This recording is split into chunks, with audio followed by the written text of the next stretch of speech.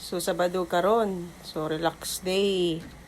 So, nagluto ako manan gulay para paniudtuhon or daya na ni panihapon. So, lit na kami mata. Tuyog pa ako bata. So, yun. Luto tayo ng pang hapunan or pang gabi na.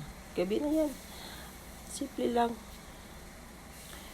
Yes, magluto tayo ng labong ngayon. Labong. Dabong yan sa amin. Dabong. Kanang kami to sa kawayan. Luto ako man yan.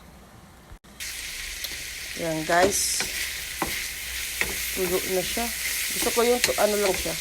Medyo toasted. Parang tuyong tuyo. Para masarap sa kainin. Diba? Dabong yun pero mahal yan. Ang ano lang yun, piraso. Nakabalot na yan sa plastic. Nakaluto na yun. Pali, igisa mo na lang. That's it. Thank you for watching guys.